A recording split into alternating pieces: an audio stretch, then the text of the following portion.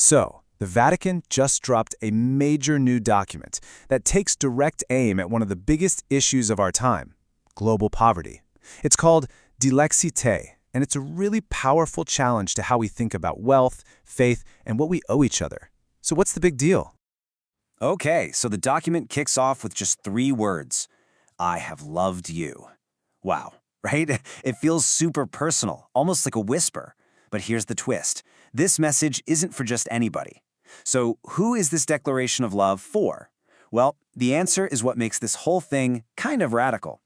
Turns out, those words are straight from the book of Revelation, and they were originally spoken to a Christian community described as having, get this, little power. So the title itself, Dilexi Te, which is just Latin for I have loved you, is a huge statement. Right from the get-go, we know this message isn't for the movers and shakers. No, it's for the poor, the marginalized, the forgotten. All right, so what's the core argument here? The whole document really hinges on this one powerful idea, what it calls an inseparable bond. Let's dive in and see what that actually means. And the document is super direct about this. It basically says you just cannot separate your faith from a real active concern for the poor. It's arguing this isn't some optional extra, like a feel-good charity donation. Nope. It's an essential, non-negotiable part of belief itself. And this all comes from a core theological principle. And that principle is called the preferential option for the poor. Now, let's be clear. This doesn't mean God excludes anyone else, not at all. It means that God has this special compassion for people who are struggling, and because of that, the church is called to make a really decisive, even radical choice to stand with them. And here's the thing, as we're about to see, this isn't some new idea. Oh no, it's a thread that's been woven through 2,000 years of history. So to prove its point, the document doesn't just make a claim. It grounds this whole argument in a really powerful tradition. It shows that this focus on the poor has been absolutely central to the church, like from the very beginning. I mean, take the story of St. Lawrence, a deacon way back in the 3rd century. When the Roman authorities demanded he hand over all the church's treasures, what does he do? He comes back the next day with the city's poor, the sick, and the suffering, and he points to them and says, "These are the treasures of the church." I mean, talk about a complete reversal of what the world thinks is valuable. Then you've got St. John Chrysostom, about a century later, and he makes it even more explicit. He basically argued, look, you can't honor Christ with golden cups on the altar if you're ignoring him in the poor person who's literally starving to death. For him, practical charity wasn't just important, it was priority number 1. And of course, we have to talk about St. Francis of Assisi. His logic was so simple, so powerful. His followers had to live in poverty and serve the poor because Christ himself became poor. It was all about a direct imitation of that divine example. Okay, so after laying out this deep historical and theological groundwork, the document takes a sharp turn and brings its focus right into our world today. And this is where the text really doesn't pull any punches. It uses some seriously strong language. It offers this really pointed critique of our global economic system, a system that it argues creates just staggering inequality. The document paints this incredibly stark picture.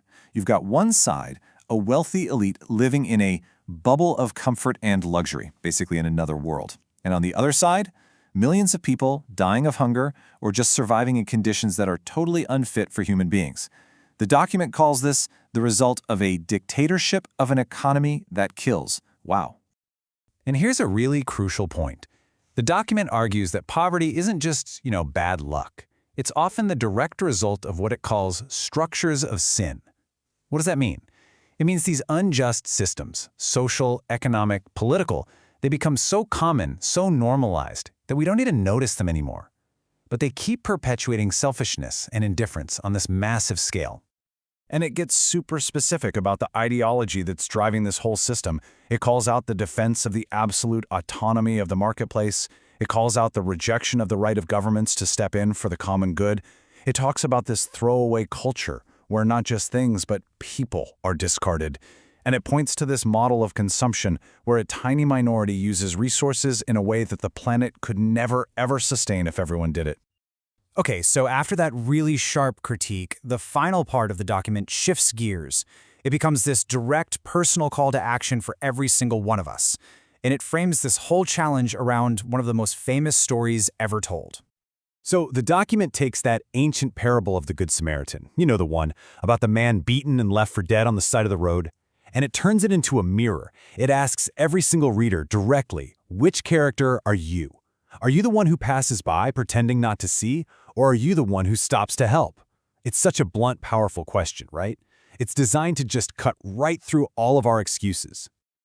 And to make the response super practical, it lays out this framework built on just 4 simple verbs. First, welcome. Open doors to people on the margins. Second, protect. Defend the rights and dignity of the vulnerable.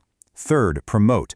Help people actually achieve their full potential. And fourth, integrate. Make room for absolutely everyone in society.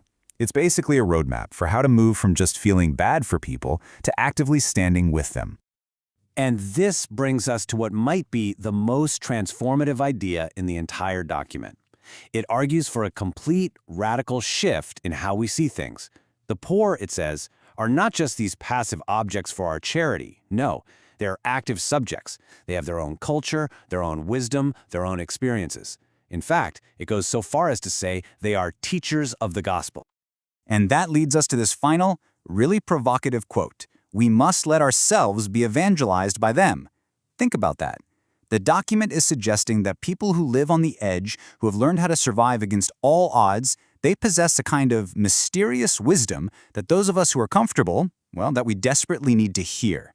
So it leaves us all with a pretty challenging question, doesn't it? What could we learn if we stopped just trying to help the poor and actually started to listen to them?